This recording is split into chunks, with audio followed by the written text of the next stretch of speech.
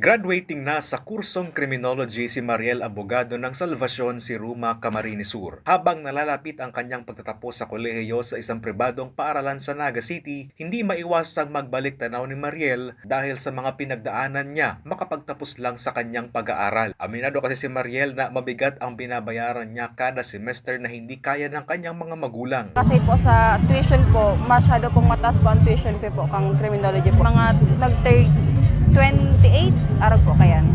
Tulad ni Mariel, graduating na din sa kursong Accounting Information System sa isang universidad sa Naga City, si Hazel ng Bayan ng Calabanga. My tuition is mga 40K plus po. Tapos, and when I got here po, it's a great help kasi almost half of it na shoulder po. Ilan lang sina Hazel at Mariel sa libo-libong estudyante na benepisyaryo ng scholarship program ng probinsya. Ayon kina Hazel at Mariel, malaking tulong ang programang ito ng probinsya lalo't hindi na nila iniisip ang mga bayarin at matrikula sa paaralan, maabot lang ang kanilang mga pangarap. This is a great help po, especially para sa mga kagaya ko na not privileged enough and for them to still continue their studies po even though yun nga po, kapos sa budget and yun po, para din sa mga siblings nila if nangangailangan din. Magayon po siya kasi po nakakatabang po siya talaga. Karong big help po talaga siya sa mga estudyante po. Lalo na po sa mga kapos po, baga sir.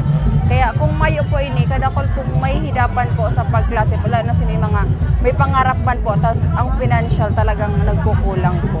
Kaya big help po talaga siya. Ayon kay Governor Elray Villafuerte, prioridad ng probinsya ang mga kabataan. Tiniyak ng gobernador na madaragdagan pa ang mga scholar ng probinsya lalo't naniniwala itong education is the greatest equalizer. Ibinahagi rin ito sa mga scholar ang mga programa ng probinsya mula sa enrollment hanggang employment tulad ng itinatayong Counselor Uptown na magdadala ng trabaho at oportunidad sa mga kabataan sa Camarines Sur. Patunay na talagang priority natin ang edukasyon, matabangan ng mga tao. Hindi lang natin gusto makatapos sila, gusto makahanap ng trabaho.